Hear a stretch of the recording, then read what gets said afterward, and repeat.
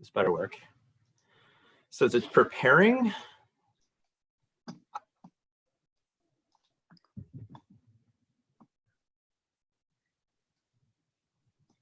I gotta sign on my computer saying the meeting is now streaming Okay. live on YouTube.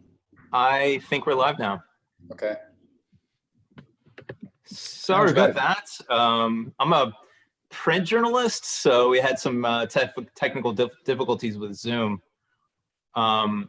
Anyway, thanks for joining us. My name is Ryan. I'm a co-founder of the Bellows, and we're here today to talk to Adolph and Walter Benn Michaels.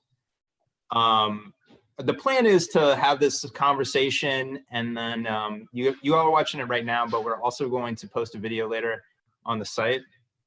I wanted to, first of all, introduce my guests. Walter Benn Michaels is an English professor at the University of Illinois, Chicago, and author of several books. And for our purposes, we'll mention his 2006 book, The Trouble with Diversity, How We Learn to Love Identity and Ignore Inequality. And Adolph Reed is a political scientist, a longtime professor of poli-sci at Penn, and author of numerous books and articles. And I wanted to highlight that he recently co-authored an article in the New England Journal of Medicine on America's COVID-19 racial death gap.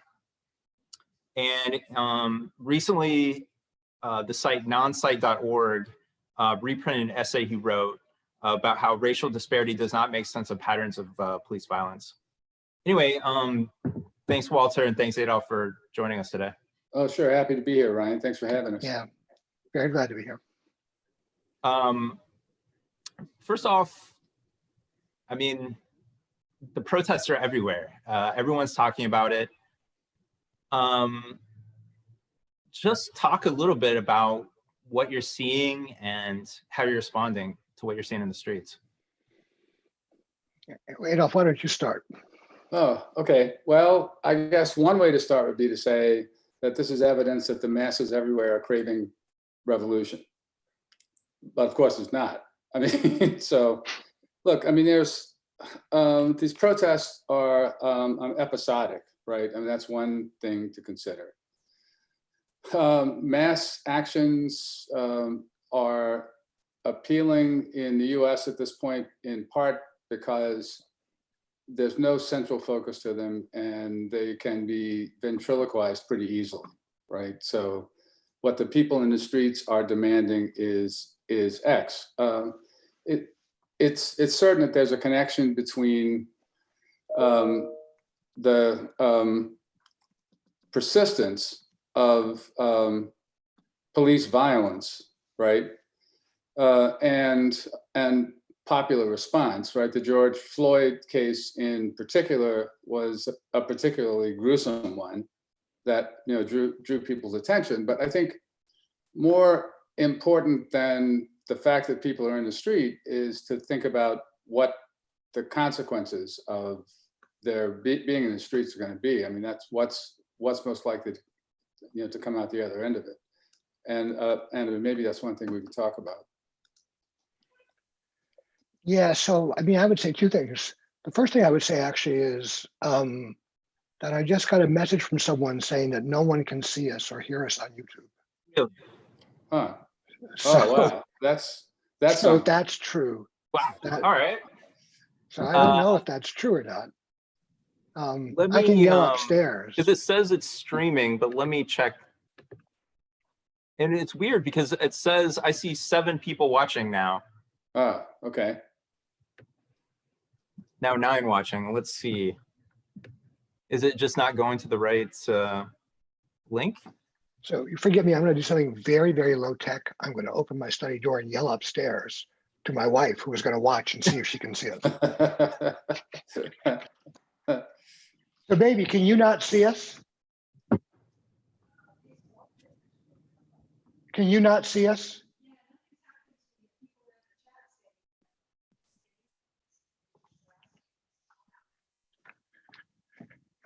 Yeah, so nothing's happening. People are in the chat saying, what the hell's going on? Is it still happening? Okay.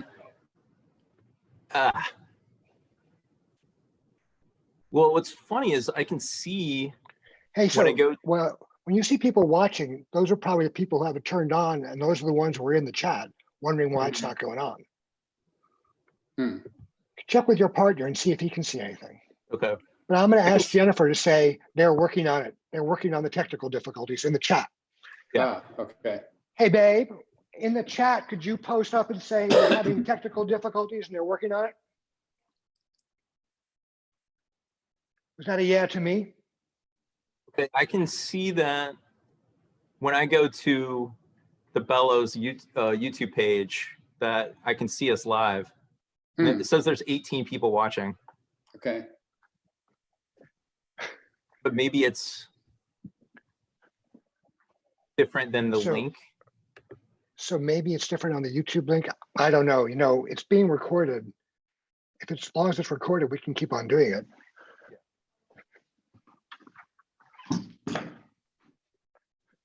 Maybe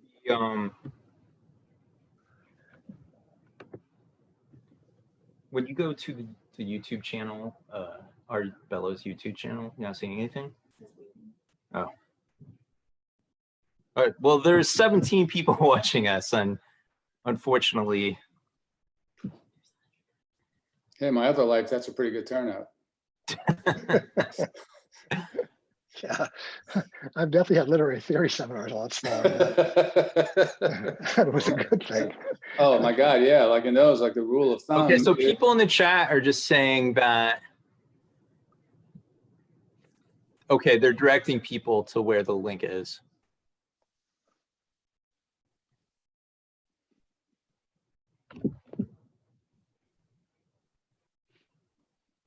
All right, well, we'll just carry on and hope for the best here. And, you know, like I said, we'll be recording this and posting it later. Apologize for all the technical difficulties. So, hey, if you want to do a 45-second rewrite of what you just said. Give us the cliff notes. Yeah. Well, yeah, like I said, I mean, it's almost like a cyclical thing now, and I don't mean to make light of the murder of George Floyd, which was clearly murder, but the real issue is going to be what the policy-oriented takeaway from this moment is, right? And I think that's true both of the pandemic crisis, or the crisis around the pandemic, and the crisis around, I mean, police violence at this point. And to a large extent, I mean, it's, I mean, this is kind of heavy on my mind because I've encountered a little bit of it already today, but the standard tendency among progressives to think that because there are a lot of people in the street, that means something big and transformative in a good or a progressive way is on the agenda. It has not been the case for quite some time. You know, I think about Occupy, you know, Million Man March, right, other stuff, the alter globalization movement. And the real politics here is about who's going to win the interpretation of what police reform ought to look like, or what the problems of hyper-policing actually are and what they stem from. And we've already seen, like in addition to the, what is it, $1.7 billion that some of the most reprehensible corporations in the world have been pumping into showing their support for Black Lives Matter. The American Legislative Exchange Council, ALEC, the Koch brothers thing, just put out its statement against racism in the policing. So, I mean, that's my Cliff's Notes version. Yeah.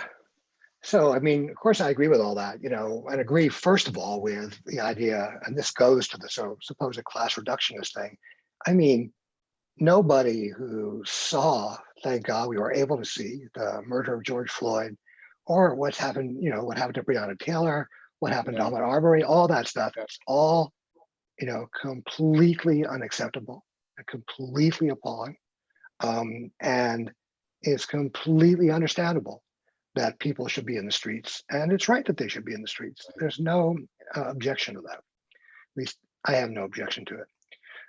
But I mean, the question is how, we understand what comes out of it, which is what Adolph is saying, and how we understand in particular the fact that it's produced a kind of overwhelming consensus about this. And there's a tendency among people to say, well, the consensus is false. They don't really mean it. Uber isn't really committed to it. Amazon isn't really committed to anti-racism. But I think that completely misunderstands it. And I think that's a point that Cedric really begins to make very strongly in the piece on Nonsite. I should say Adolph and I are both editors of Nonsite, so there's a reason we're all publishing there in this. And that is when he calls this the expression of militant liberalism. And I think the more general version, and this has been all the way through, is that Adolph and Merlin Chakwanyan published a piece now almost 10 years ago on disparities, black-white disparitarianism, disparities between black and white. And my work's been sort of revolved around that for a long time too. And really, and this is the kind of core of it, the militant part is this is black-white disparity emerging as the absolute fundamental issue. But I think it's actually a mistake to think that black-white disparity is the fundamental issue in American inequality and in American injustice. And actually, it's the expression of a certain kind of liberal ideology to think so. I mean, here's an easy way to put it. If you look at discrepancies of wealth, and discrepancies of wealth obviously matter tremendously. I mean, you can only go so far in reforming a police force if one of the police force's primary responsibilities is to protect property. And if basically 10% of the people have all the property and 90% have none, you can reform it from here till hell freezes over. But as long as it's doing anything like the job it's supposed to do, it's not going to be a job that's going to be conducive to a socialist state. So if you look at the way wealth is distributed, we all know. I mean, if you look at the lowest households making $10,000 and under, 56% of those households are white. Something like 25% are black. If you look at households making between 30 and 35,000, I think is the number I haven't got in front of me, 67% of those are white. So everybody says right away, well, yeah, they're white, but that's because there's so many white people. They're disproportionately black. They're disproportionately brown. And that's true, but it's also profoundly misleading. That's why, do you remember, what was it years ago when, in the second Obama election, when I think it was Megyn Kelly who said to Karl Rove, as he was trying to assure people that Republicans could still win the election, she said to him, well, is that real math or is it Republican math? So disproportionate is liberal math. Right. Because what the disproportionate wants to say is, look, the problem here is that the black population is like 13.2% of the American population, but it's like 25% of those making under 10,000, and that's wrong. Well, so yeah, in a certain sense, of course it's wrong. What does it testify to? It testifies to what it doesn't take a scholar to understand. It testifies to like hundreds of years of slavery and hundreds of years of racism and what's left by that, and ongoing racism as well. But the solution from the proportionality argument, the liberal argument, is that the problem here, the primary problem, is not all those people living in households making like under $10,000 a year. The primary problem is the disproportion. That is, the people we should care about and worry about as liberals are the people who are in that bottom group because of a history of racism, sexism, et cetera, et cetera. That's the essence of the sort of liberal theory of equality. So every time you read a story, like the Times just ran one, I mean, there must be 100 million of them, but they run them everybody every day. You read a story that says black-white wealth gap maintaining the same or getting much worse or whatever it is. It's never obviously good news. Whenever you read that story, you're reading a story that is actually fundamentally misleading about the way inequality works in the US. You're reading a story that says the problem here is racism. The solution to the problem is anti-racism. If you actually could produce that solution, that's kind of an important and interesting fact that anti-racism had so little success in doing so. But if you could produce a solution, what you would get is, no, it wouldn't be like 25% of the people at the bottom who are black. It would be 13.2%. And it wouldn't be like 56% who are white. It would be like some larger number depending on how you count the white people. But that's not a solution to inequality at all.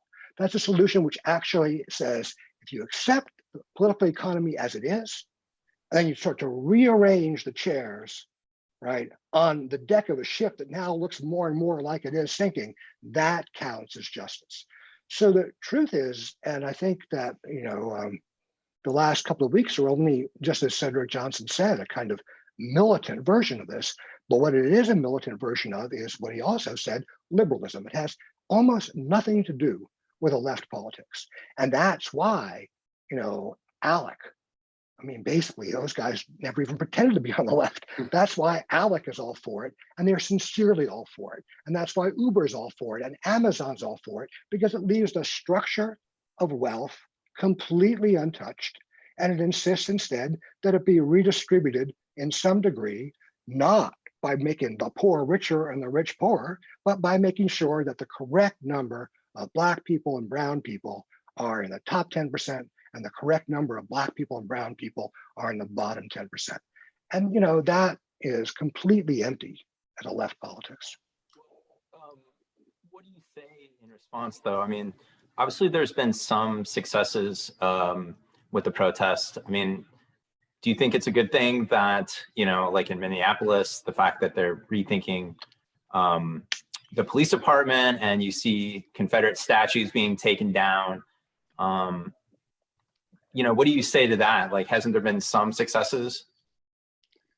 Yeah, I'd say there have been successes. I'm happy to see Confederate statues taken down. I'm in New Orleans now, and I happen to be here when the big fight over taking down the four most obnoxious statues here it reached its culmination. I've been around the statuary all my life, practically. I've hated it all my life. I've had fantasies as a kid of blowing up the Beauregard statue a couple blocks from my house.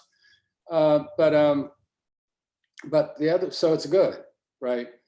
But the other thing that struck me about it is that's the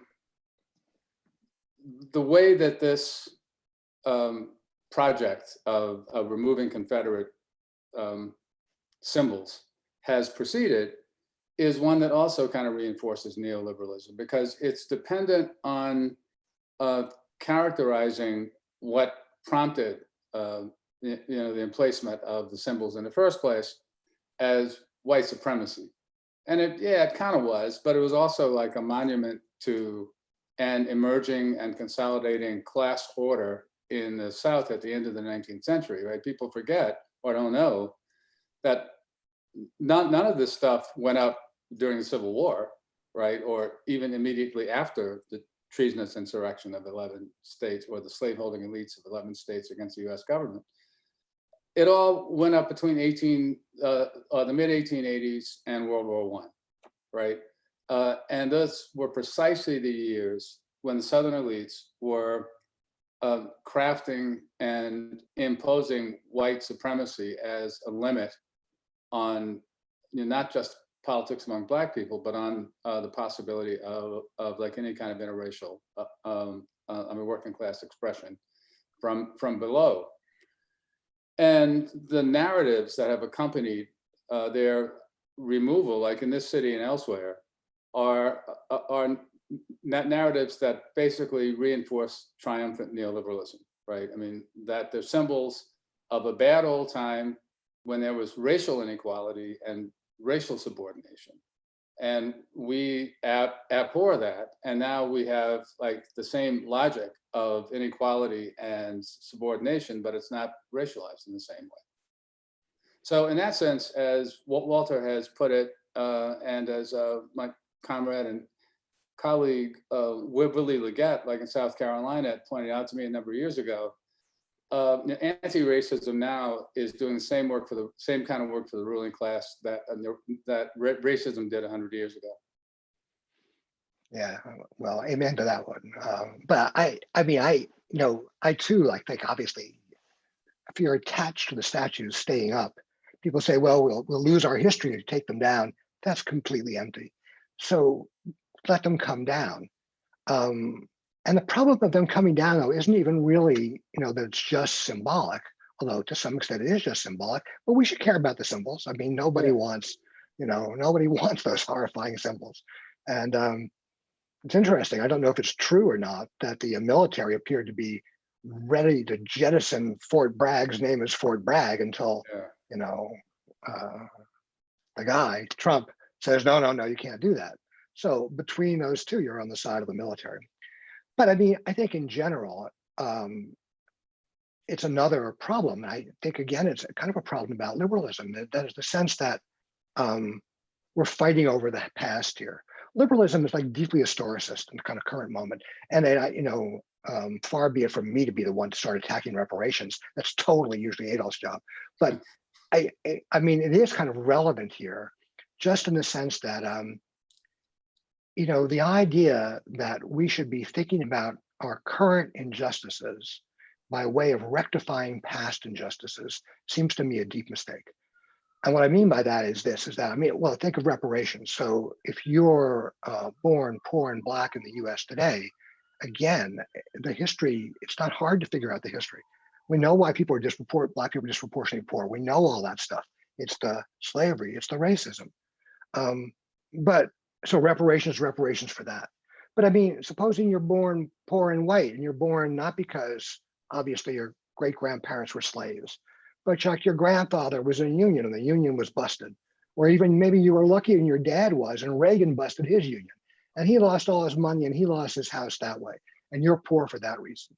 So like, you know, reparations, the whole concept of it is, if you've got the right account, the right sort of history of, the right causal account of how you became poor, then okay, we're going to try and do something for you.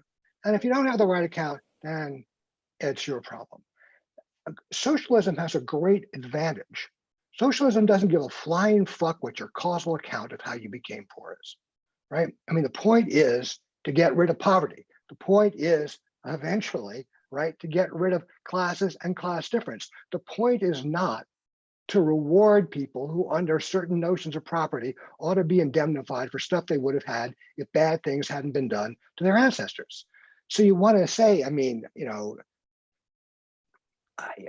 again, I feel Adolph's more of a historian than I am, and I'm not against history here. Like a historian friend of mine this morning was saying, you don't want to be a know-nothing about history. I make my living in part as a literary historian. I get the importance of history, but I do think that we should have a new version of the 11th thesis, which is, yeah, fine.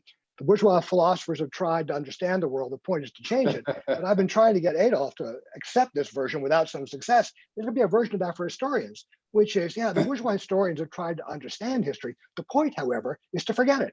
Right. I mean, politically, you know, we don't need to think that it's the question of our heritage of injustice that's produced our problems. We can be completely causal. I mean, I follow a bunch of American historians I respect in thinking that the 1619 project is deeply misleading.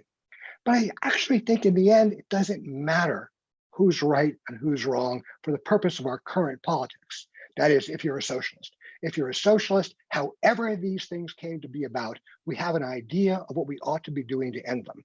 It's only if you are so deeply committed to liberalism that your sense of your current injustice must be further justified by a history of past injustices, that you're then going to be committed to the idea that being able to tell the right history, being able to tell your story is a way into a more just situation. And that just seems to me another mark. It's like the proportionality. It's the mark of the way in which, you know, on the supposed left, liberalism is just everywhere.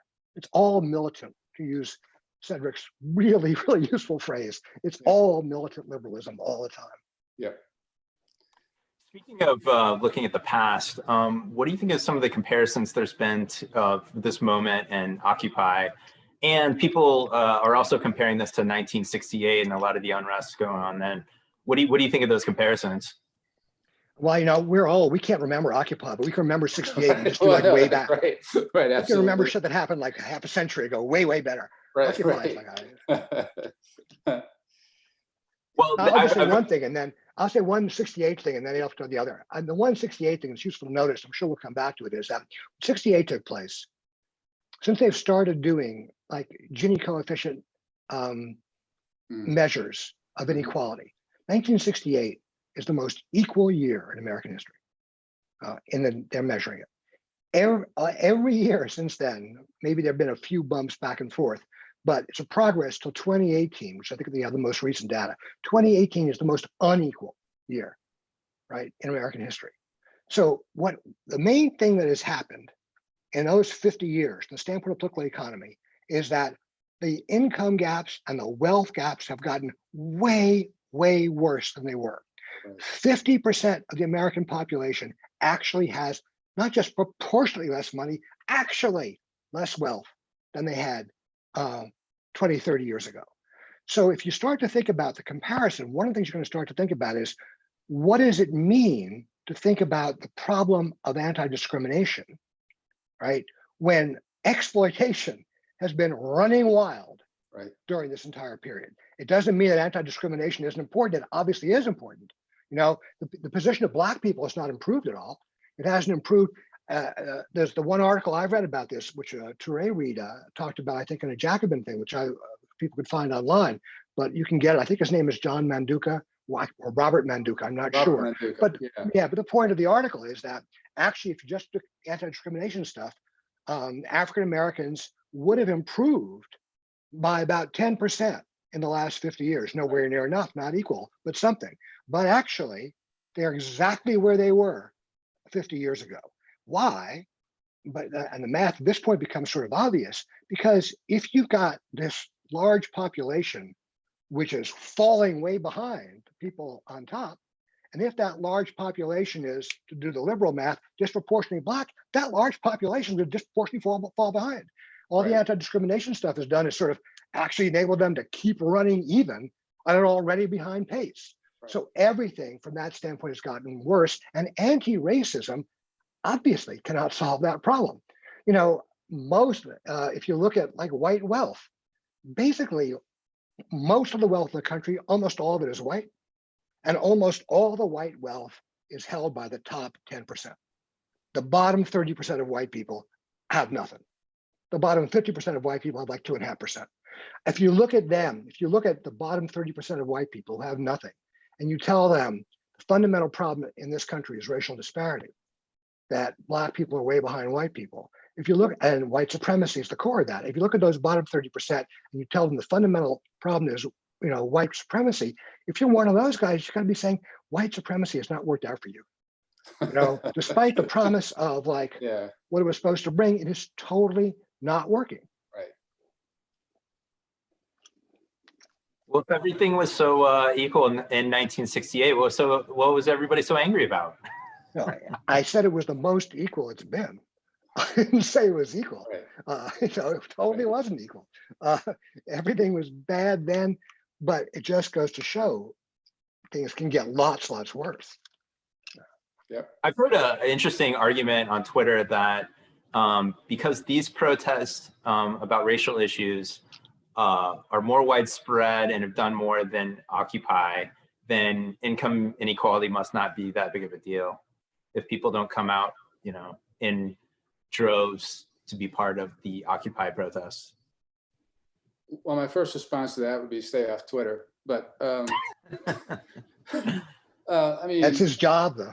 Well, yeah, that's a problem. That's an occupational hazard, right? Yeah, well, it's a fatuous, contention, right? Because in the first place, I mean, you'd have to, well, I think it requires kind of stepping back from a fundamentally televisual understanding of what social and political movements are and what actions mean, right? And this also speaks to why people make the 1968 comparison, but because what they principally go on is news footage of the riots after King was assassinated, right?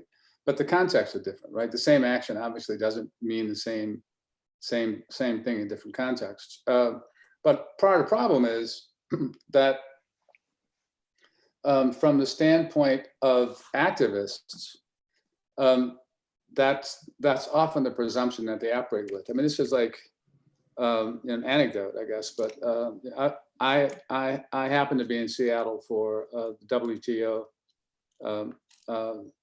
meetings in '99, and I had to go to a meeting the morning after I got there, and I had to walk through the downtown. And when I walked past the young ultra globalization activists, it was almost like I could see a video of the Democratic Convention in 1968 running just behind their eyes, right?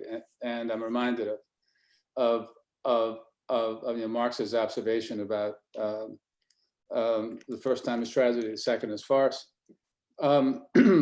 So I think comparisons like that just don't make any sense, right, in the first place. I mean, because all the moments have in common is that there were a bunch of people in the street. I was talking to a friend of mine, this was years ago, an activist like in Chicago, who went to one of these Midwest Academy activists and organizers meetings, and he was in the United Center, and he looked around, and they'd filled it up with 25,000 people, like whatever the capacity is. And he thought, yeah, this is really great. Look at all these people here. And he said, but then I thought that, well, wait, both the Bulls and the Blackhawks do this 41 times a year, not counting the playoffs, right? So, well, the Bulls don't go to the playoffs, so it's. Oh, well, that's true. Yeah. Well, no one's going to the playoffs right now.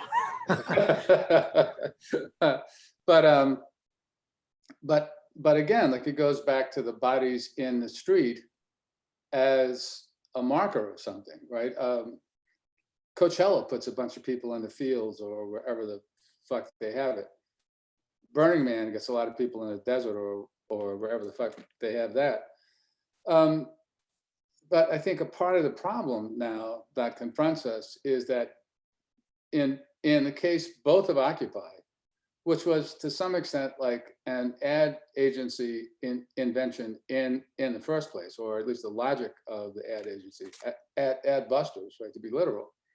And like this stuff now, and Ferguson and other mass actions like in between, there's like a sort of tacit dialogue with the 60s, or a tacit folktale that people tell themselves about what the insurgencies of the 60s were and so forth and so on.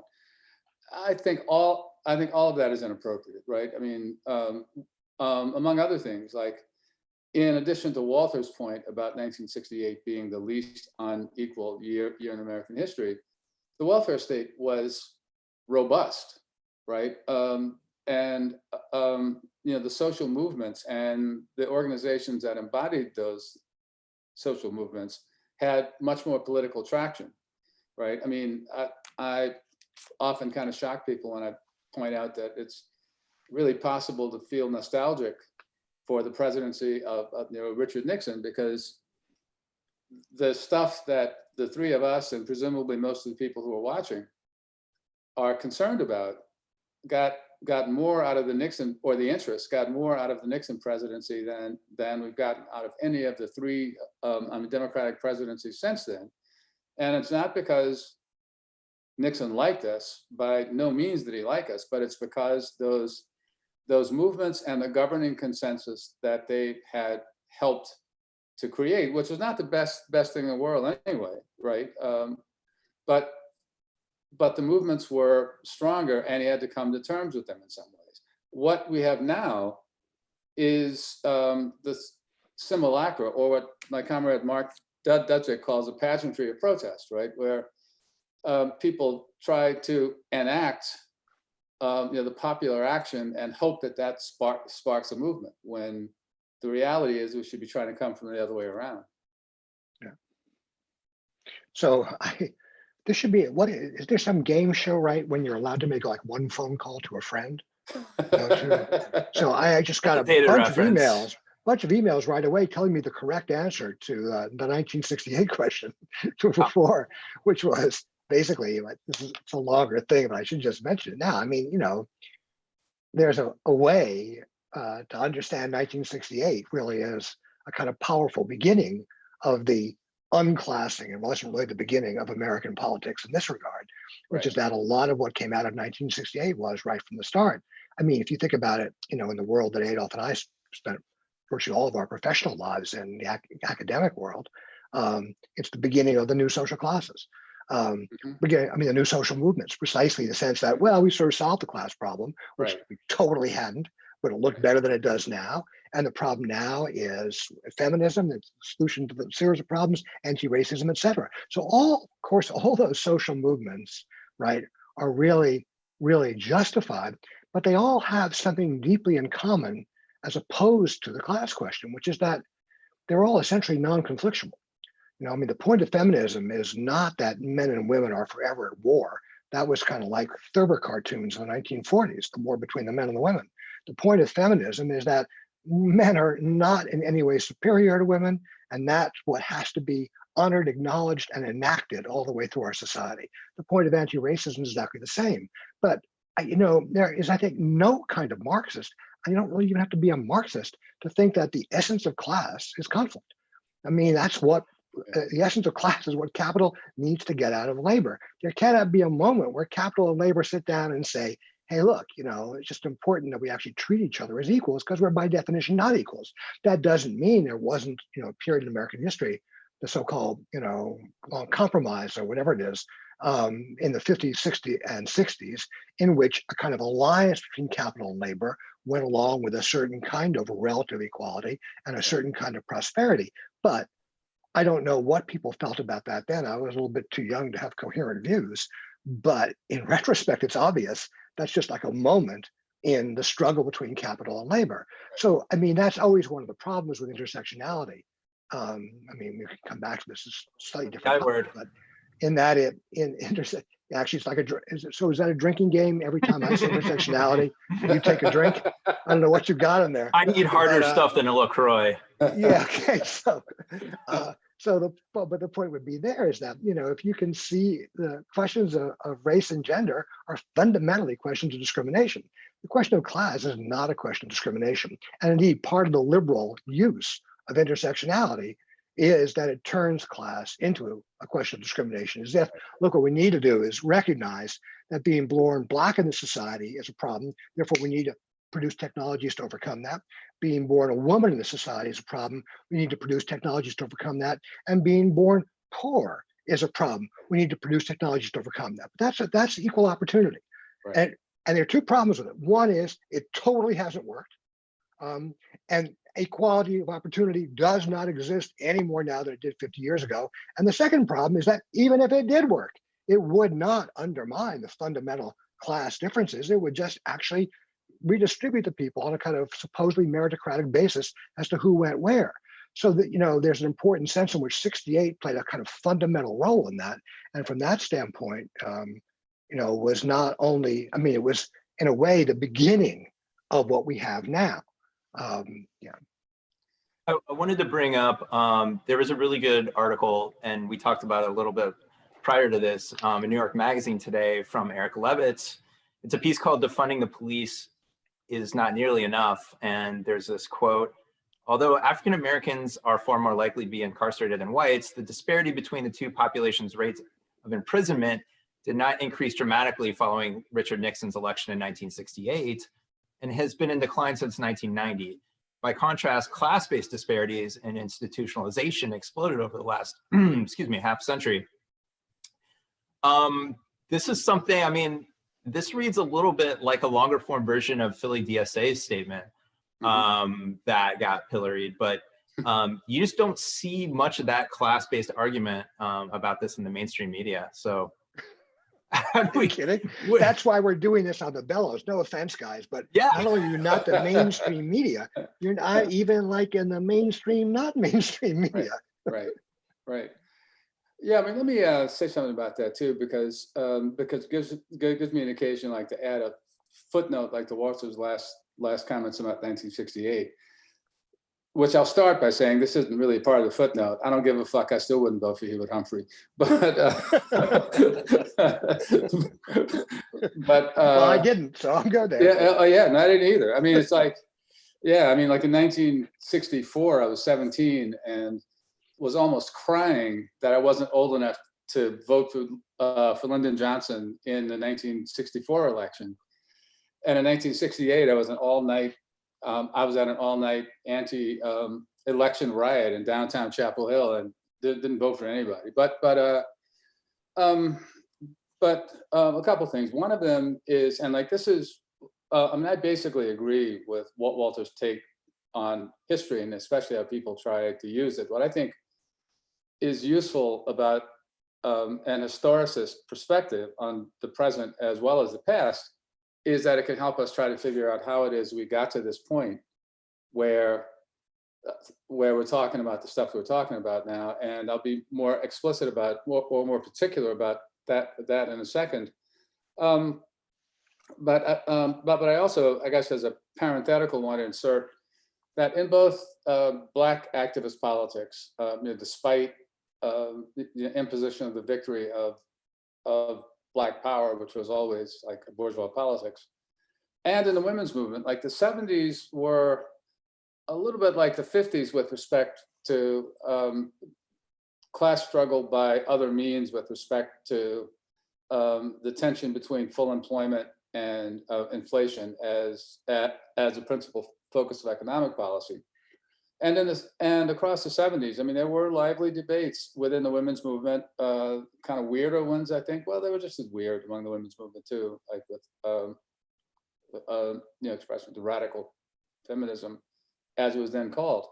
But as well as in Black politics, there were in both movements kind of left resistance or quasi-insurgency against the bourgeois line. The problem is that the left insurgencies, or the de facto left insurgencies, populist insurgencies, were themselves also shaped by the mindset of the new politics, which was in turn shaped by the mindset of Kennedy Keynesianism, right, and the fantasy and fantasies of growth politics. By the early 80s, those were both resolved, right? And I mean, just as an aside, or as punctuation, we are old enough, you probably aren't, Ryan, to you recall when like the feminist political agenda included shit like public supported day and elder care, right? And I mean, not just equal wages for people doing the same jobs, but sort of rethinking the character of employment and ways that it was gendered and so forth and so on. Now, some of that, or I mean, the comparable worth fights were problematic in their own terms, but it's by the second half of the 80s that the agenda of the women's movement, ironically behind the language of choice, maybe not ironically, it's quite expressively now that I think about it, I mean, the language of choice got fully incorporated into bourgeois Clintonism, basically, or emergent or consolidating neoliberalism. And the same, and a similar, I mean, trajectory was played out in Black politics. But to go back to the historicist point, which to me, to us, I'm pretty sure it's all three of us, like it seems that the kind of tensions and the contradictions that we're talking about are patently obvious on their faces, right? I mean, why isn't the perception that disparity isn't an appropriate way to try to tackle inequality, even racialized inequality, given the class character of racial oppression or the class impacts of it? Why doesn't that occur to anybody else? And why do so many people who shouldn't reject it, reject it out of hand, and since 2016, have been getting crazier and crazier in their opposition to it, and more emphatic and dogmatic? How do we get to a point where in 2016, 3 Black congressmen, prominent Black congressmen, one of whom was like the chair of the Congressional Black Caucus, another one was a hero of the Student Nonviolent Coordinating Committee. Although my dad always said he thought that John left a big portion of his brain on the Edmund Pettus Bridge. And the third one was the reigning Black Dem in the House from South Carolina, viciously go after the Sanders campaign for having the temerity to suggest that people should want to get public services from government, like healthcare and free public higher education. That's the conundrum that needs to be explained, right? And that's where I think that reconstructing, like, you don't need to go back to 1619, because ultimately that's all fantasy anyway, right? Like another one of my favorite of Walter's aphorisms is that your heritage can exist only in your lifetime, right? I mean, like you don't have a, I don't remember the slave trade. do sometimes imagine that I can when I'm talking to a particular hustling kind of Nigerian academic. And then I think about, okay, why'd you sell my grandma, right? But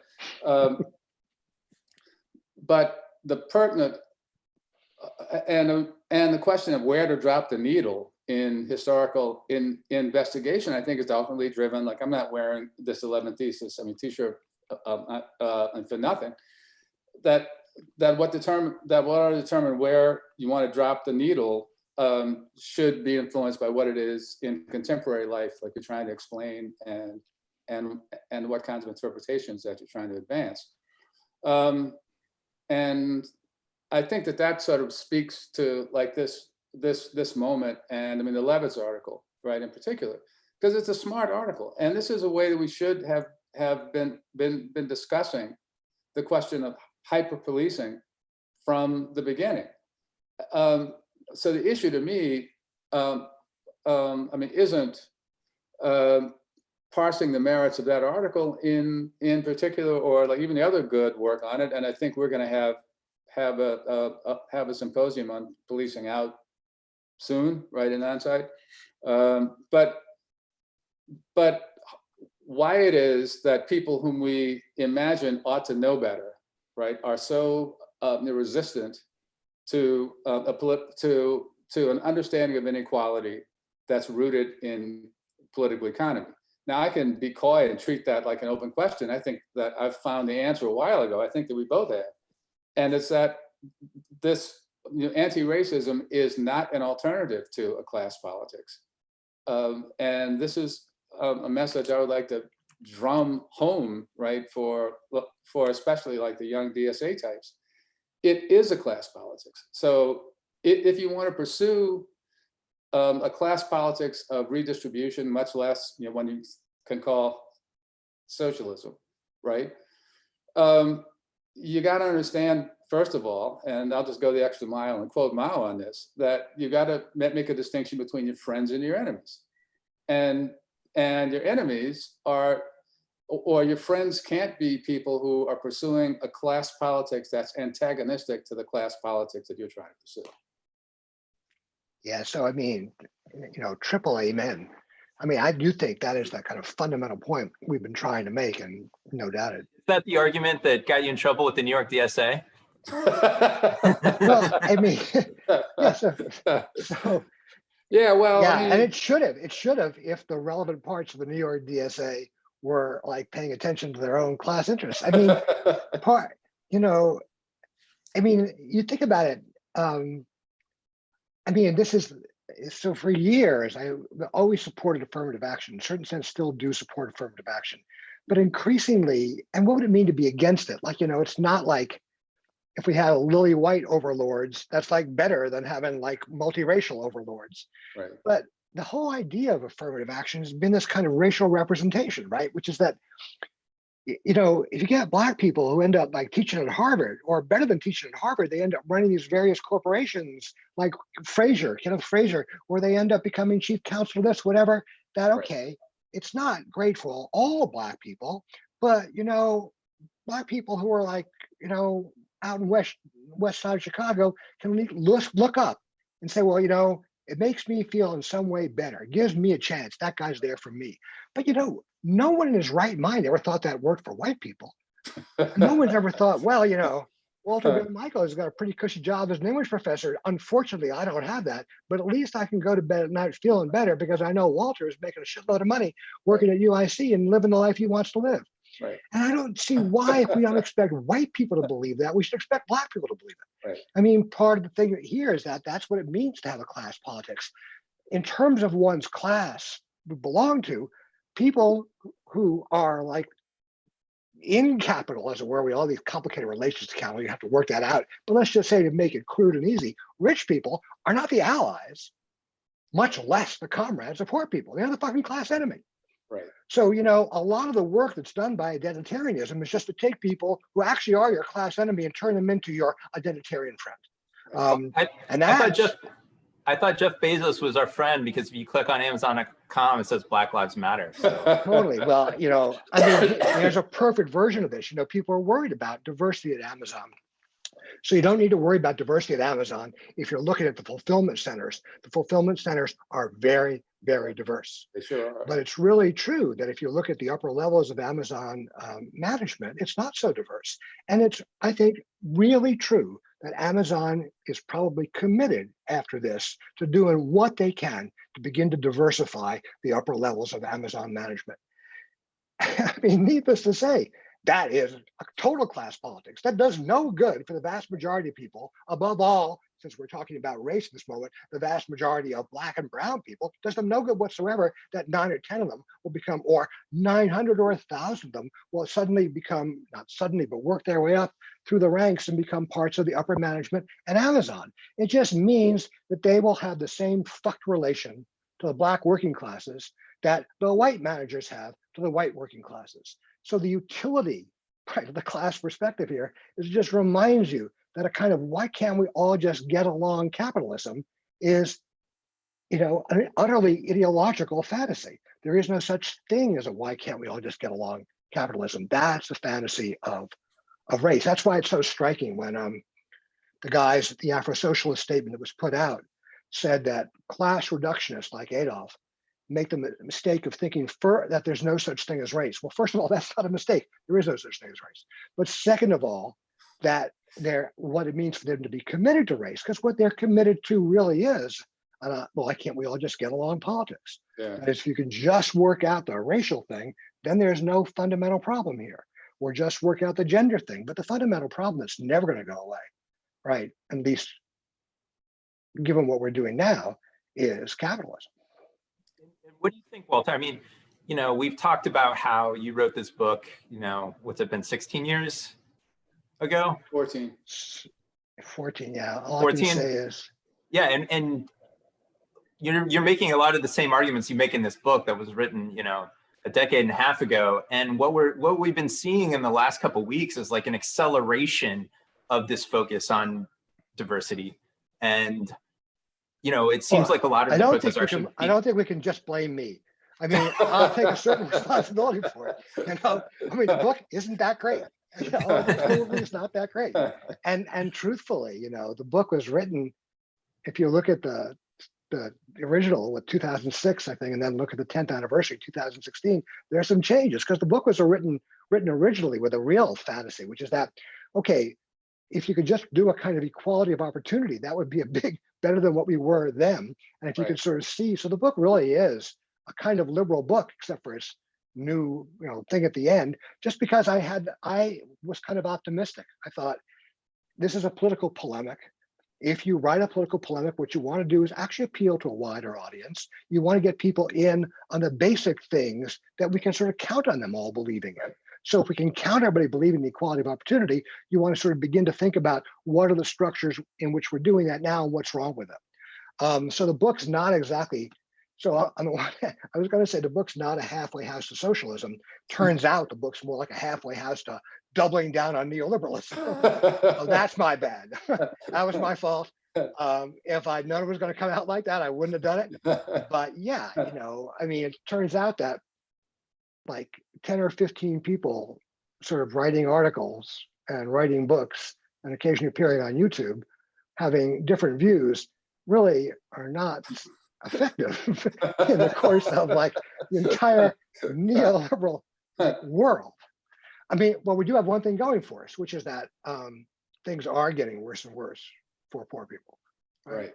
I mean, that's the good news.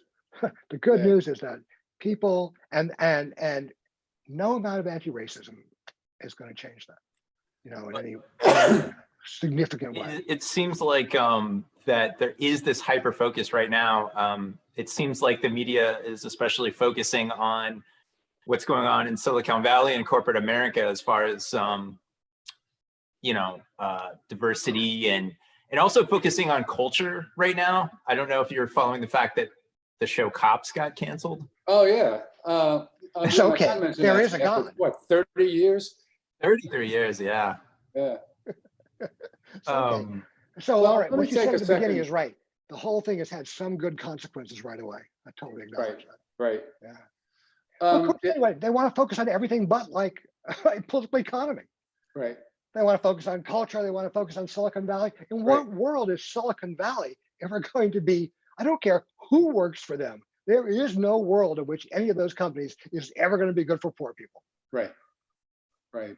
Well, and one problem here too is that with the doubling down on anti-racism, right? I mean, that could also fuel a mobilization of the right, because all these broke white people out there, you know, many, and it's important to remember, I like to toss this factoid around, you know, wherever I can too, that between just over 6 or just under 7 and just over 9 million people who voted for Trump last time had voted for both Sanders in the Democratic primary and Obama at least once. So it's not plausible to say that all those people were voting out of racism, right, as a principal commitment, right? I mean, that's something that you believe in Brooklyn and Manhattan, and also in Silicon Valley. But the more that we double down on anti-Black racism, like the Kentucky governor's announcement that he wants to extend, or to make sure that all Black people in Kentucky have access to healthcare. It's like, so, yeah, okay. So is he going to put that on the back of a recruiting poster for the Patriot Boys or whatever the fuck they are? I mean, so, and we are at a sort of critical political moment here, right? I mean, nobody has a clue what the new normal is going to look like, right? After both the pandemic, or after we come out what's eventually judged to be the safe side, or the end of the pandemic, or the stuff around policing. And it's completely up for grabs. I mean, I'm still not convinced that we're going to have an election in November. But this line of argument isn't helping our side, right? And I mean, and that's not the same thing. And I know that some percentage of people who hear this, or people will take it and cast it as is, but it's not an argument that we need to conciliate white racism, right? I think the reality is that now more than ever, we need to think about ways to define the issues of social justice that cut as broadly as possible across the society, right? And the failure to do that, sorry, I can't do anything about it. Can I? That's white racist calling. It probably is. I'll bring the check by later. Tell him you'll call back. Right, right. But if we can't do that, right, and find ourselves caught between, you know, the frankly authoritarian neoliberalism of a Trump administration and the ostensibly technocratic, slightly less authoritarian neoliberalism of a Biden administration, then we're all going to be screwed, and then that'll just open the door to election of a more competent version of Trump in 2024, in which case we are Brazil or Hungary, right? And I mean, that's where I think the stakes are about this. I was going to say too, like on the benefits of white privilege. Well, and actually, first, before I make that point, I just want to say for the record that what happened with that DSA event that was canceled was because I've seen people contending that Philly and Lower Manhattan DSA chickened out and deplatformed me, which feels like it should hurt, right? It feels like there should be like a medical procedure that takes my platform out. But what happened was 2 or 3 days before the event, some person, as I understand it, like a random individual in one of the New York branches, took down the advertisements for the event from the New York DSA website and in social media. And then a couple of hours before the event, 2 or 3 hours before the event, we got wind of a statement from the Afro Socialist and BIPOC, which I think is the Bipolar Caucus, saying that they wanted the event canceled and reformulated as a debate between my class reductionism and their intersectional Marxism. And at that point, Merlin Chalkwanian, who had agreed graciously to do the event with me because he's a public health scholar, and I both decided there's no point in going forward with it because of the possibility that there'd be some crazy disruption.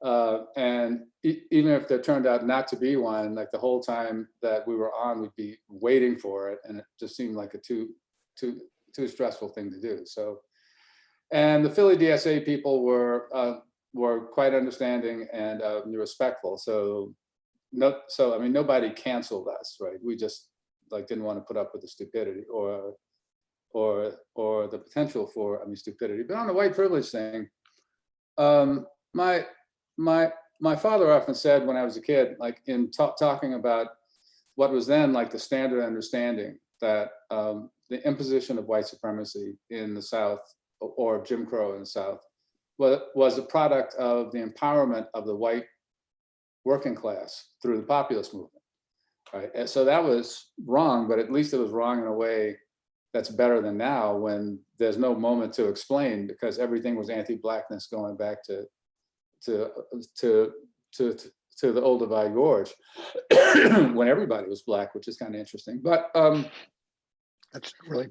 But my dad's comment was, which he made often, was that, gee, it's funny that working class whites came to power in the South.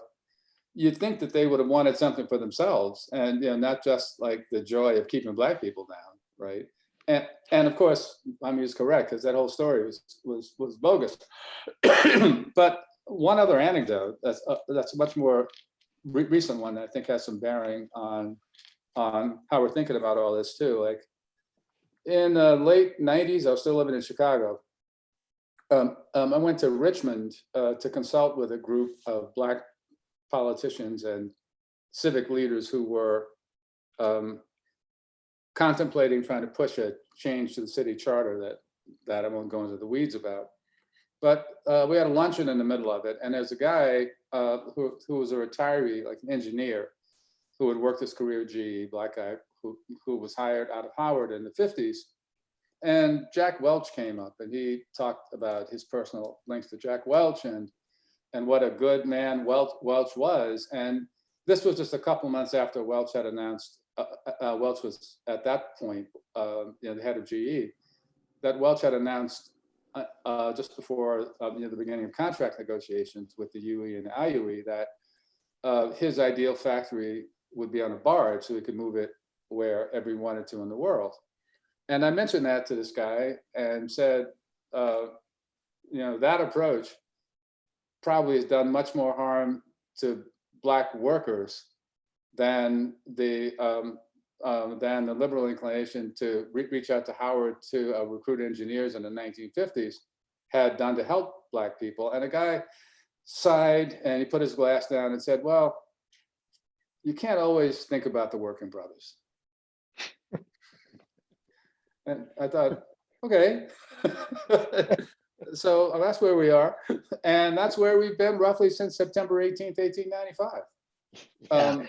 Except for a couple of episodic moments, like from the mid-1930s to the mid-1960s. Yeah, and that's why, going back to what Adolph was saying, like, none of this, one wants to talk about white workers, one wants to emphasize that actually they're the majority. But the point is not, oh my God, poor white guys.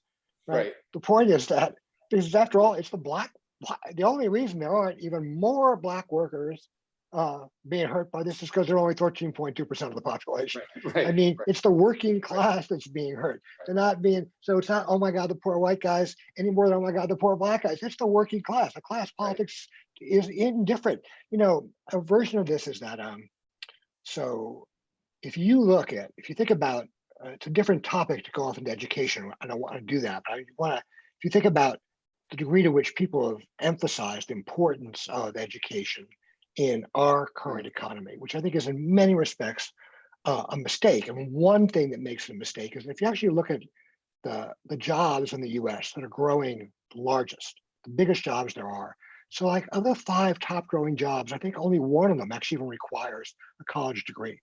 The fastest growing job, and has been for the last 10 years, and probably will continue to be, and is very much in front of us now, is healthcare aides, like CNAs. And why are they in front of us now? Because of course, they're on the front lines. It's a cliche, but it's totally true. They're on the front lines of this COVID crisis, and they're getting ill, and in some cases dying. Now, here's one way to put that, right? One way to put that is, and they're like 70% female, and a large, and even more than that, basically brown and black. They're people of color. They're mainly women of color. And what they make, and this is the fastest growing job in the country, what they make is like $24,000 a year. So if you think about, how do you understand that problem? This is the fastest growing job. These people are primarily, disproportionately Black and brown and women. How should we approach this problem?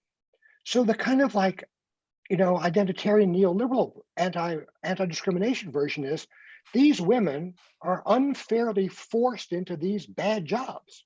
If these women could go to good colleges and get good educations, get all that kind of stuff, then they would have a chance to get good jobs too. That's not really a socialist program.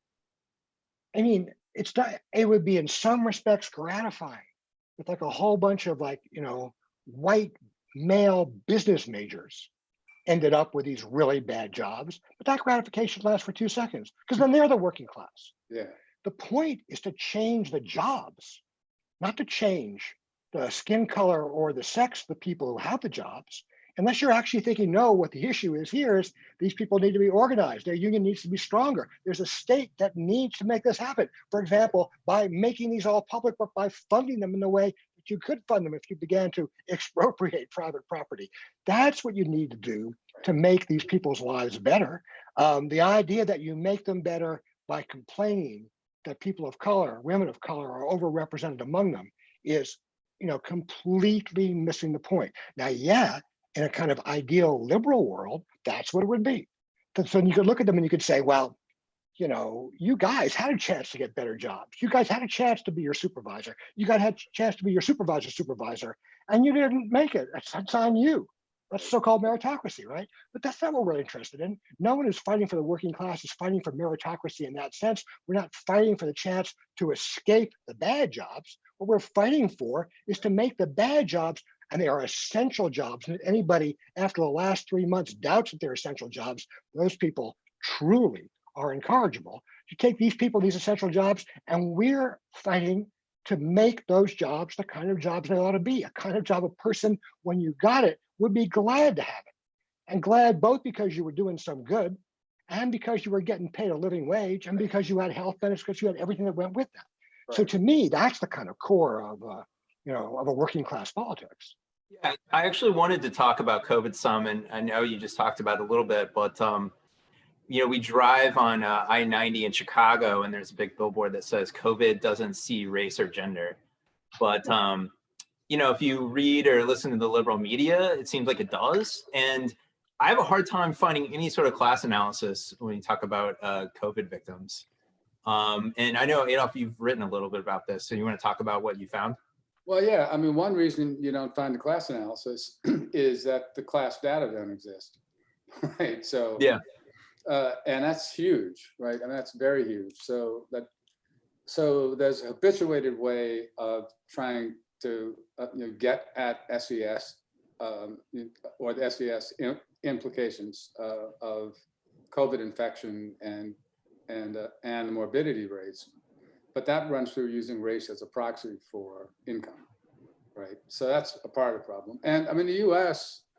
is alone among industrial states whose public health systems don't collect data by income, which is also kind of striking, right? But as with so much of disparities talk, right? I mean, the rhetorical orientation of talking about COVID impact is almost like the principle of mass consumer or mass consumption oriented advertising, right? Bold announcement of the commonplace, right? that shouldn't be at all, I mean, surprising. So you've got a society that's stratified, and this is true about all of the disparities research, right? I think Walter said this a few minutes ago, that nobody should be surprised that if there's a shit end of the stick to hold, there'd be more Black people holding it than white people, more Black and brown people. And conversely, if there's like a shiny, clean end of the stick, there'd be disproportionately more white people. So why is it that finding that more Black and brown people are likely to hold the shit end of the stick is surprising over and over and over and over again? I mean, it's the finding like is almost in a way an alternative to trying to address the problem. And as I said a couple of nights ago, a couple of nights ago,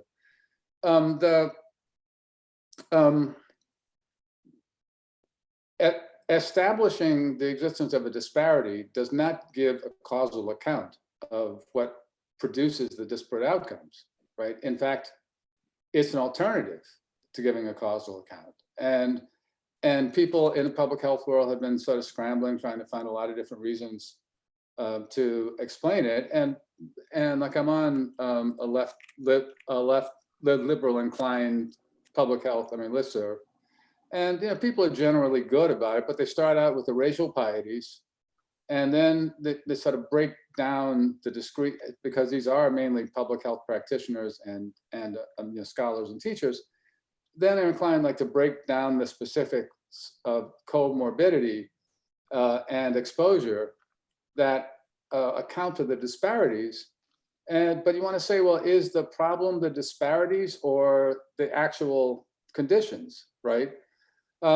So we saw in a lot of places, like I came down here just at the moment that New Orleans and Louisiana were in the popular imagination that was being stoked, the epicenter, right? And it's all kind of heart of darkness shit, right? And the irresponsibility of the right after Mardi Gras.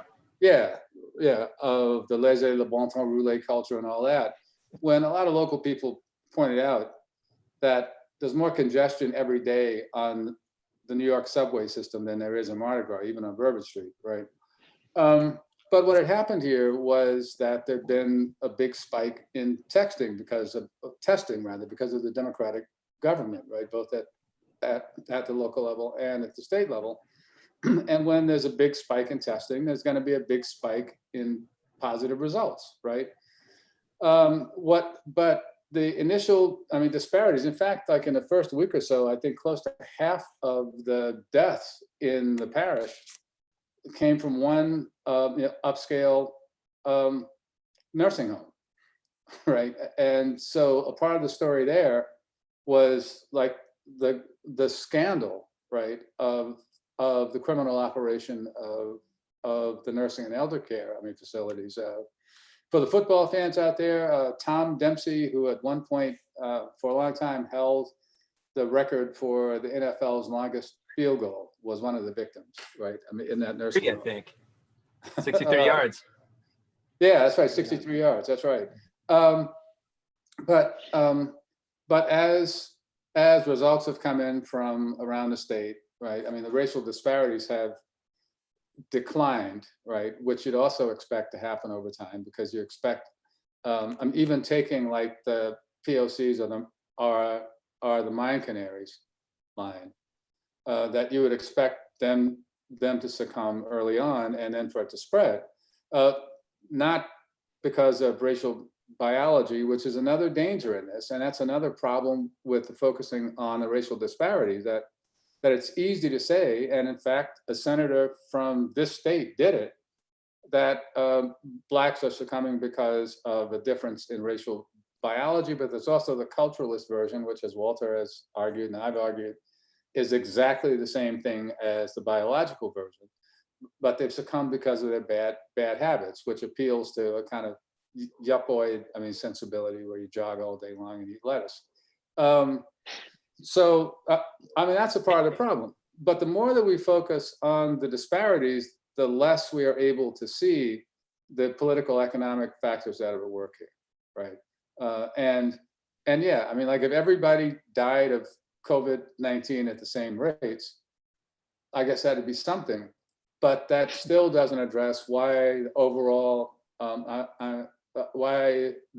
incidence and the morbidity are so much higher in the US than they are in other advanced countries.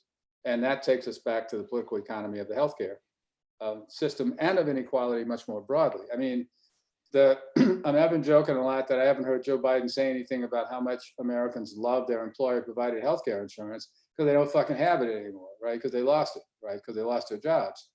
And like, this is where the conversation ought to be going, right? I mean, we ought to be able to come out of this, right?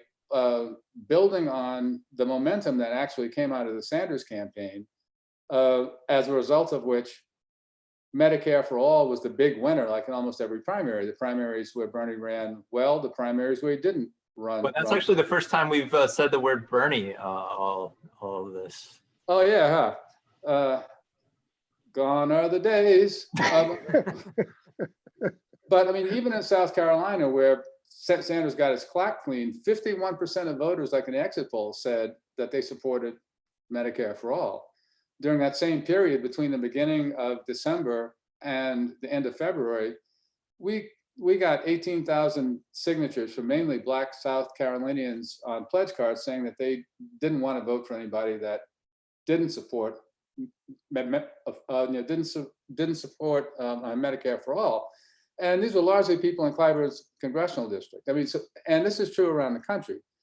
And that's something that we had to build on. I've been fearful, I'm off and on, that the pandemic and this other stuff are going to wipe that away. I don't think that's right, though. I think we're going to come out of the other end of this with the same problems, and no matter how much bleeding there is, no matter how much the DNC says that we got to shut up and elect Biden no matter what, and like don't make any demands, the problems are going to be there. And I mean, either way, after November, if there is a November. But we're still supposed to vote for Biden, right? Yeah, Okay. yeah. I mean, I mean, what else can you do? Like it was a little tougher for me to get to the Biden thing than it was to get to the Clinton thing. It might have been just because it was That's so saying raw. a lot. Yeah, no, I know.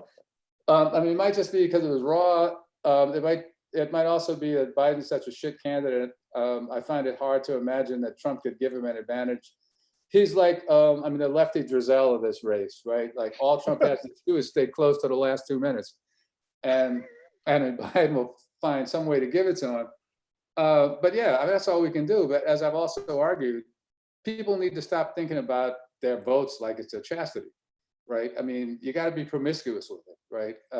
Because rarely, I don't think there've been more than 3 or 4 times in my life that I've voted for somebody that I really wanted to vote for, right? And 3 of them were Sanders. Right. That's right. 2 that were legal and the 1 that wasn't. Right, right. Exactly. It's exactly right. Yeah, we still have the Sanders, poster in the window, but it is a kind of, pure nostalgia effect. Yeah, I got one in the front yard. The same thing. Yeah. Exactly. Well, I mean, if you're old enough, you just think actually that probably is the closest you're going to get to being able to vote for somebody whose politics you overlapped with. So, to be the left wing of a Sanders party would be like a position you could actually accept, as opposed to being in the wilderness that we are currently occupying. Well, but what's also, the way? Walter, Go ahead. Well, I was just going to say, as our Brazilian comrade was just saying a few days ago about the problem with the approach to getting to socialism through social democracy is that the same thing happens every time, right? Like by the time, or there comes a moment when whatever the extent of reform is becomes too much for the ruling class to bear. And we saw, dramatically how that's played out in Latin America. And our buddy said, in fact, the one who gave me this shirt, said, I mean, that's a cycle that can go on till the sun burns out, right? Like you get, right? So at some point, fortunately, we don't have to think about this now, and you and I, Walter, will probably never have to think about it. Yeah, we actually might not last till the sun burns out. That's perfect. I hadn't thought about that, but now that you make that point, I see it's true. Oh man, I mean, I remember like when I was about 10 or 11 and found out that the sun was going to explode in 2.5 billion years, I cried. Oh my God, I won't be, what's going to happen? Well, Yeah, so I mean, you guys are negative. I mean, doesn't either of you have any hope about what's happening? Do you see a way out for the left? Yeah, I do. I mean, I see a partial way out, but like the watchword is always optimism of the will, pessimism of the intellect. I mean, one of the problems that we have, and like this is another cycle of the last 20, 30 years, 40 even, that there's a tendency in the left. And by the way, I'm going to plug like another piece from Non-Site, a long two-part, well, it's a long two-part piece by Marcy Smith, Parenti, Smith, oh no, Smith Parenti, on the origins of sort of grassroots-ish, non-ideological, popular peace activism in a combination of Alinskyism and the CIA. And I suggest anybody who is interested, because this also speaks to the limits of that Occupy stuff and direct action politics. But yeah, the problem is that we're in this position because of accumulation of defeats that goes back, depending on how you want to count it, from 1968 to 1960 to 1946, right? And the sequelae of those defeats, right? And the real challenge before us is to accept the fact that we got nothing, right? That there is no movement out there. We don't have constituencies that we can mobilize, right, to change the character of political debate, right? And that's and what happened to Sanders, in addition to being an instance of the limits of electoralism, like was also an expression of that problem. And I don't see the Sanders campaign as a failure. I want to make that clear to everybody too. I think the Sanders campaign was a success. I think it was really naive, to think that he could win the nomination or the presidency, and especially after. I mean, after he won in Nevada, all of the DNC types just openly leaked that there was no way they were going to let him win in the nomination. And I was saying to people, I said, look, don't you see what these motherfuckers just did in Brazil a few years ago and in Bolivia a couple of months ago? I mean, what makes you think they won't do that here, especially when you find out that retiring Obama stepped in. Yeah, and I mean, you find out that the retiring CEO of Verizon is going out with a pension that'll give him $274,000 a month for the rest of his fucking worthless life. I mean, they're not going to give that up without a fight, right? But anyway, but the big victory, right, was that it prepared the ground for us to organize around the Medicare for All issue, which also opens up to broader organizing around a public good approach to government, right? And I mean, perspective on government. That's a challenge that confronts us. That's what I think is the good news. And that's what we've got to do no matter what. The problem is, for a variety of reasons, some of which have to do with the political economy of movement funding.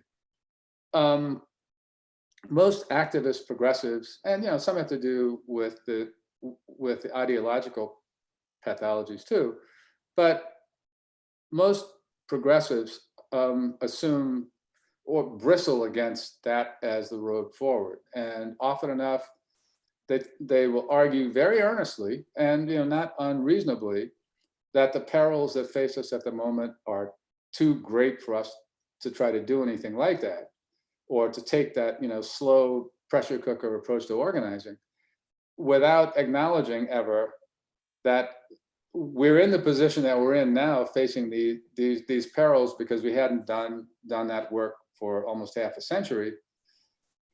So to me, like the optimism is that we've got something to build on.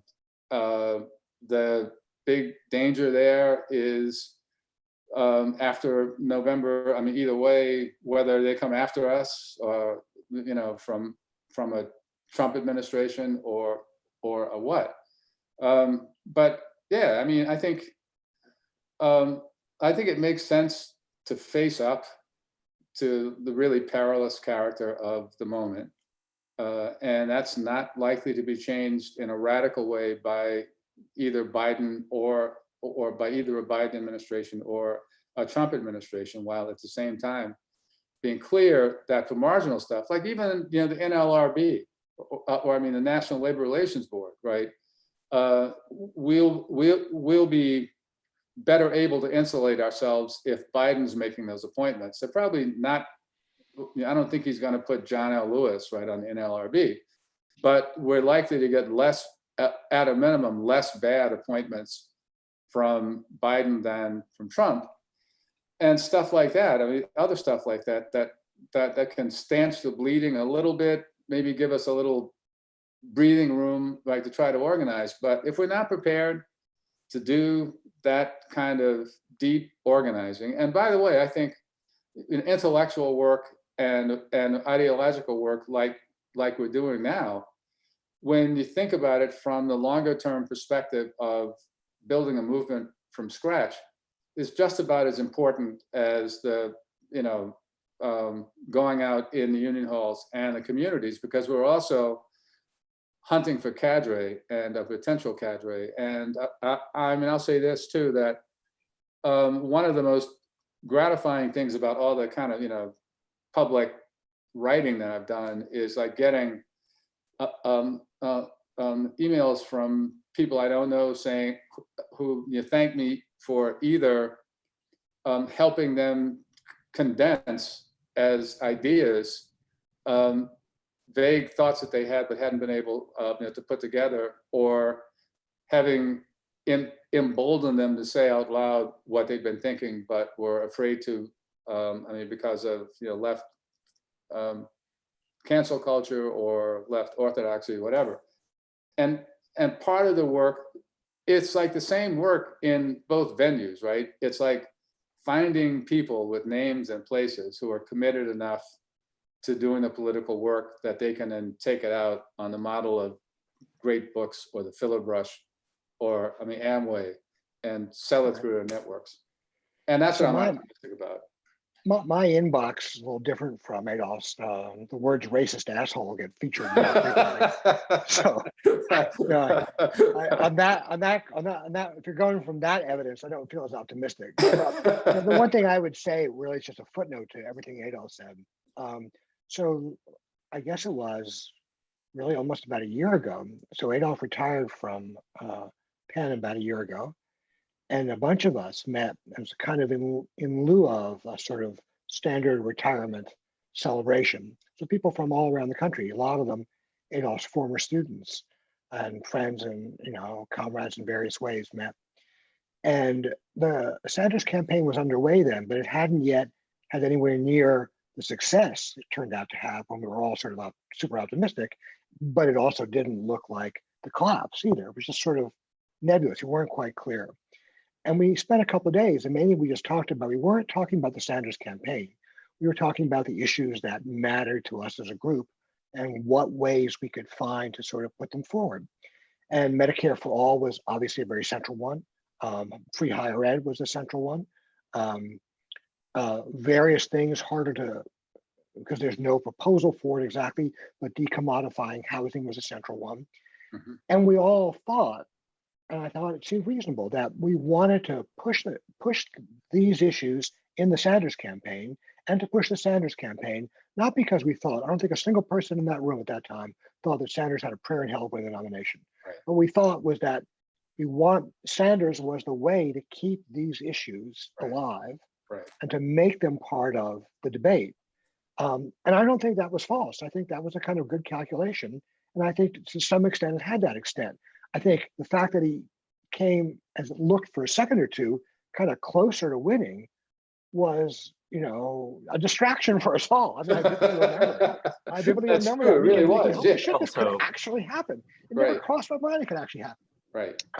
And then, yeah, you thought, no, we got to win, we got to win, we got to win. But that was like a Right. week, 2 weeks. Right. That was just not real. But what was real, and this is where, I mean, here I completely defer to Adolph. He's much more experienced. I mean, he's at the heart of a certain kind of organizing that's been going on for a long time. And that although we haven't been successful in winning much, if you weren't doing that, we wouldn't even be having like, Zoomcast like this. We have nothing.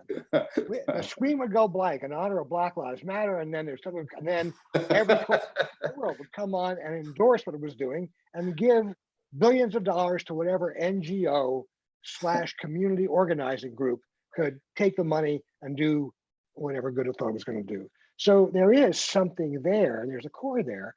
And to me, it's very much they're not even exactly issues, because it's not like just issue oriented. They're issues which are a way into trying to hang on to and revive the idea of the public good, Right. and what a public good politics would look like. And that, I think, is worth doing. I mean, again, he was doing the optimism version. It didn't sound all that optimistic, but he's where I go for my optimism. I got none. So I'm gonna go with that.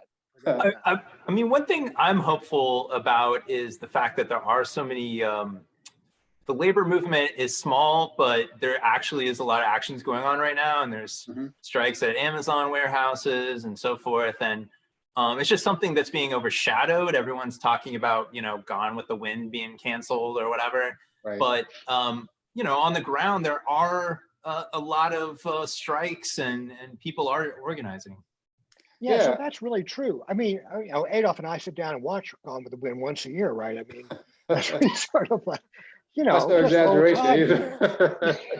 either. So, yeah, but I mean, that's exactly right. I mean, and if you're in Chicago, CTUs had victories and defeats, but the Right. presence of a union that's not just a liberal union, a union is a left union, a union that's had left leadership, that's made a huge difference to us. Even in my own university, I'm not speaking for the politics of our union, but for the fact that, 10 years ago, we had nothing, and we had NTT faculty who were grossly underpaid. And now, after organizing and 2 contracts, we have NTT faculty who are still underpaid, but actually now are making a living wage.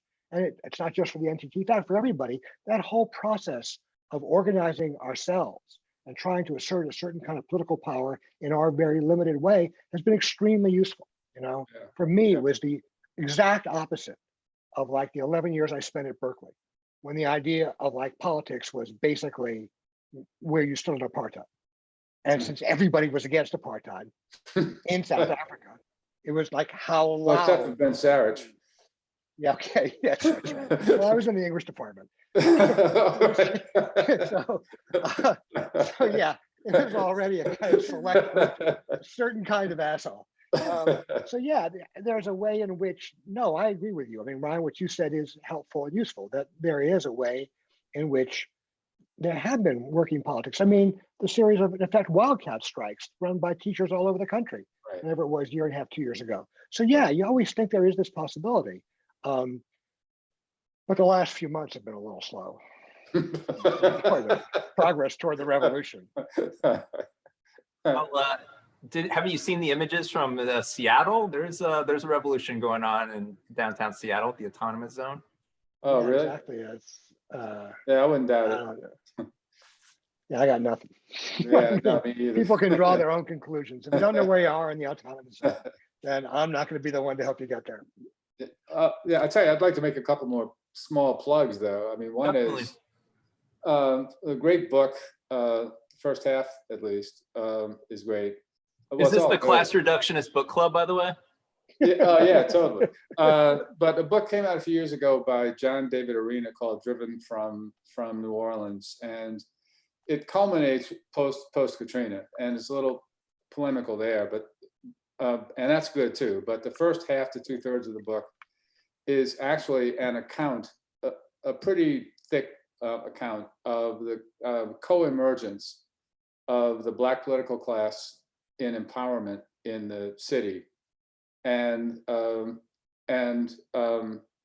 the consolidation of the redevelopment elite, and the role that NGOs played in creating and authenticating like a layer of community-based organizations that work kind of hand in glove to redefine or to define the character of Black political aspiration and policy orientation in ways that fit with that alliance at the top, right? And what's especially interesting about it, and this is true in other cities too, it's not just the local thing, that Black political empowerment in Philly, Newark, Cleveland, right? I mean, go down the list like a James Brown song, coincided with and was dialectically linked to the emergence of the post-New Deal redevelopment elite.